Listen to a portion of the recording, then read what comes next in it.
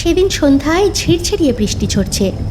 Table বাতির আলোয় জম্পিস করে গল্প লেখার জন্য কলম বাগিয়ে ধরেছি।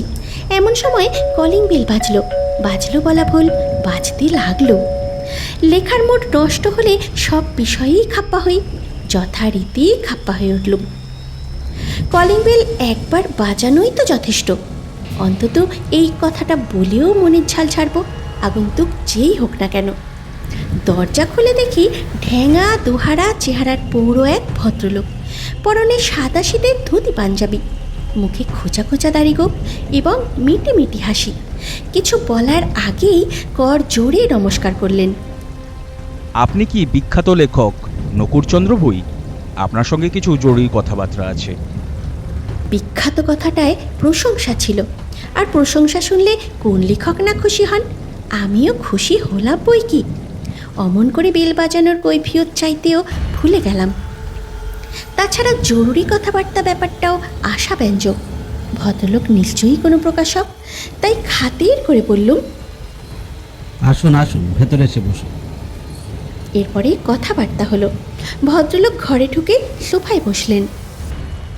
আপনি কি নিয়মিতভাবেই ভূতের গল্প লেখেন? ওই মাঝে মাঝে দু চারটে লিখি। তা আপনি কি? আমার কথা পরে হচ্ছে, আগে আমার প্রশ্নের জবাব দিন।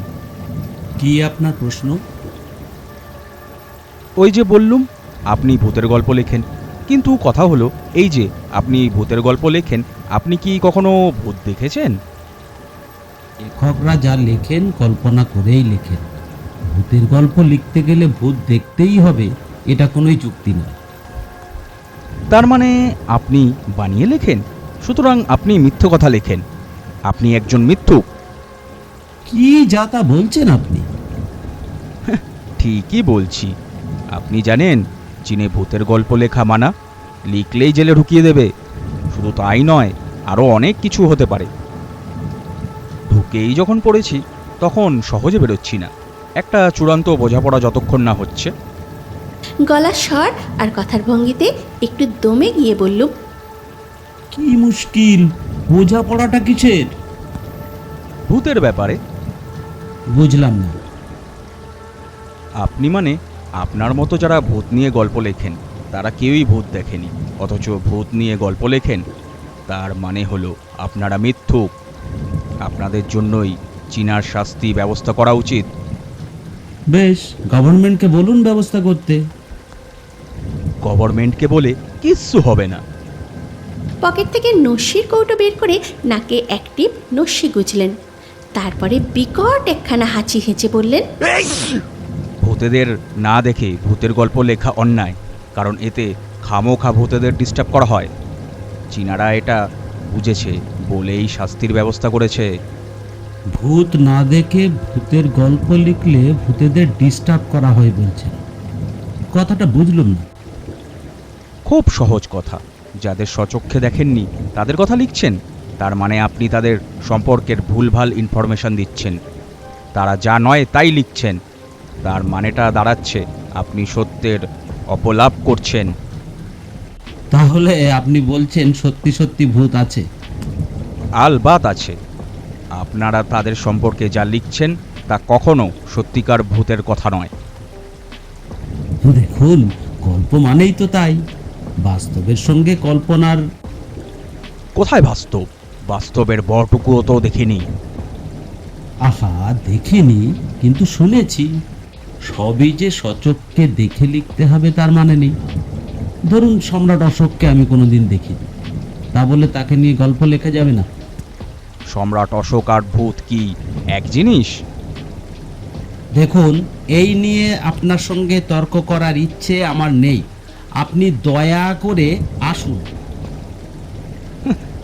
একবার ঢুকে যখন পড়েছি, হেস্ত নেস্ত না করে সহজে বেরোচ্ছি না। আপনি এমন করলে আমি কিন্তু পুলিশে ফোন করব বলে দিচ্ছি। করুন। তবে আপনাকে একটা সুপারিশ দিতে এসেছি। ভূতের গল্প লিখতে হলে সত্যিকার ভূত আগে দেখা দরকার। তাদের সম্পর্কে রং ইনফরমেশন দিয়ে কুলতানি ছাড়া বহুত অন্যায়। এতে ভূতেদের অপমান করা হয়। সত্যিকার ভূত বলে কিচ্ছু নেই, ভূত প্রেত কিচ্ছু নেই। ভূত প্রেত মানুষের 100% কল্পনা। কল্পনা? %? আলবাত 100%। সত্যিকারের ভূত নেই? না, নেই। দেখতে চান? চাই, দেখান। দেখতেই তো পারছেন। তার মানে কোথায় দেখতে পাচ্ছি? তার মানে আপনি বলতে চাইছেন যে আপনিই ভূত? ঠিক ধরেছেন। কিন্তু আপনি যে ভূত তার প্রমাণ? প্রমাণ আছে বই কি, তবুও এত সহজে চাওয়া মাত্র দিল কি করে চলে? আপনাকে যদি কেউ চার্জ করে বসে যে আপনি নকুড়চন্দ্র ভুঁই, তার প্রমাণ দিন, আপনার তাতে যা লাগবে। প্রেস্টিজ বলে একটা কথা আছে না, যখন তখন যে কেউ প্রমাণ চাইলে তো দেওয়া যায় না। ভূতেরও প্রেস্টিজ আছে। বোঝা যাচ্ছে আপনি একজন বদ্ধ পাগল। এ পুলিশে খবর না দিয়ে উপায় নেই দেখছি। রেগে মেগে পাশের ঘরে গিয়ে থানায় রিং করলুম। কিছুক্ষণ রিং হবার পর ঘ্যান ঘ্যানে গলায় সাড়া এলো। দেখুন, আমার ঘরে জোর করে একটা লোক ঢুকে পড়েছে। কাইন্ডলি আপনারা কেউ এসে একটু ব্যবস্থা করুন। যন্ত্রতন্ত্র আছে নাকি? না টাকা পয়সা দাবি করছে কি? না না, ব্যাপারটা হলো লোকটা বদ্ধ পাগল। তাই বুঝি? তাহলে কোনো মেন্টাল হসপিটালে খবর দিন। কি আশ্চর্য! আশ্চর্য কিসে? পাগল টাগলের হ্যাপা সামলানো পুলিশের ডিউটির মধ্যে পড়ে না। কাইন্ডলি কথাটা শুনুন আগে। বলুন। লোকটা বলছে সে একজন ভূত। তাহলে ভূতের ওঝা ডাকুন। ও, আপনারা কেউ আসবেন না তাহলে?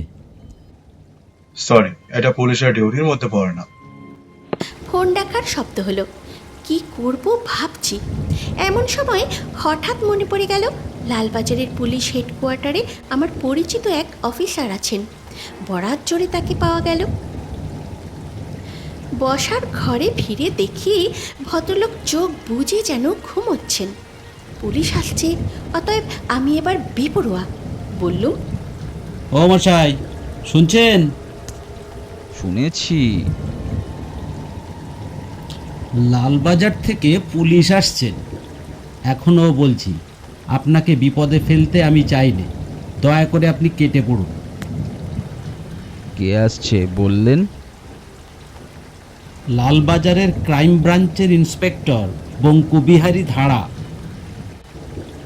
চোখ খুলে সোজা হয়ে বসলেন।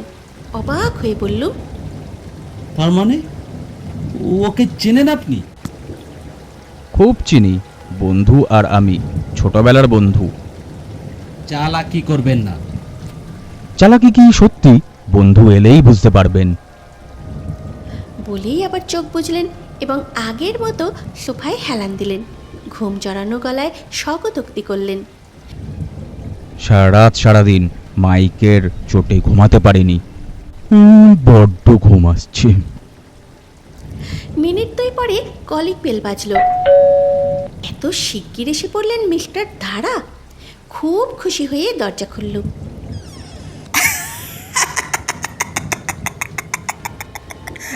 আছে না পালিয়েছে? আছে, ঘুমোচ্ছে। মিস্টার ধারা ঘরে ঢুকেই থমকে দাঁড়ালেন।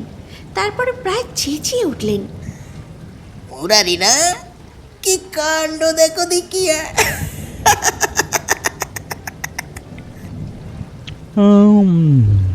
ওহ, কতদিন পরে তোর সঙ্গে দেখা। তুই আছিস কোথায় এখন? মধ্যম গ্রামের ওইদিকে। আজকাল যা অবস্থা, ডেরা খুঁজে পাওয়াই যায় না। আমারও একই প্রবলেম। এখনো ডেরা খুঁজে হায়রান হচ্ছি। আমার ডেরায় চলে যায় না, খুব নিরিবিলি জায়গা। তবে মাঝে মাঝে মাইকের বড্ড উপদ্রব। পুলিশের চাকরি করে ওটা কান চাওয়া হয়ে গেছে, অসুবিধে হবে না। মুরারি আমার ছেলেবেলার বন্ধু, বুঝলে না? তা না হয় বুঝলুম, কিন্তু উনি... ভূত নিজেকে ভূত বলবে নাকি মানুষ বলবে? তবে মুরারি, কাজটা কিন্তু ঠিক করনি। হ্যাঁ, খামোকা এক নিরীহ লেখক ভদ্রলোককে জ্বালাতন না করতে এলেই পারতে। এসেছি কি সাধে? উনি ভূতেদের ব্যাপারে রং ইনফরমেশন দিয়েছেন। সচক্ষে ভূত না দেখে, ভূতেদের ব্যাপার স্যাপার না জেনে একরাশ মিথ্যা কথা, অসহ্য। বন্ধু, তোমারও উচিত এর একটা বিহিত করা। থাকে মরুকে, পেট করে হবেটা কি? হ্যাঁ, এতদিন সচক্ষে ভূত দেখেননি, এবার না হয় দেখলেন, ব্যাস। এবার থেকে আর বানিয়ে লিখবেন না। না, চলো তোমার ডেরায় যাওয়া যাক। বাপস ডেরা খুঁজে পাওয়া কি যে প্রবলেম হয়েছে না আজকাল। এবার ওই কোঅপারেটিং হাউজিং করলে মন্দ হয় না বরং, কি বলো? হ্যাঁ। কথা বলতে বলতে দুজনে বেরিয়ে গেলেন। আমি হতভম্ব হয়ে বসে রইলুম। মিনিট 2 পরে টনক নড়ল। চটপট দরজা বন্ধ করে হন্তদন্ত হয়ে পাশের ঘরে গেলুম। ফের থানায় রিং করলুম, কিন্তু দেরি করে সাড়া এলো। আচ্ছা, আমি লেখক নকুড়চন্দ্র ভুঁই বলছি। ওই যে একটু আগে একটা লোকের কথা বলেছিলুম। লোকটা চলে গেছে তো। হ্যাঁ, কিন্তু একটা খবর জানতে চাইছি। লালবাজারে ক্রাইম ব্রাঞ্চের ইন্সপেক্টর বঙ্কুবিহারী। কাগজে খবর পড়েননি? ডাকাতদের সঙ্গে সংঘর্ষ গত রাতে উনি মারা গেছেন। এই পর্যন্ত শুনেই ফোন নামিয়ে রাখলুম।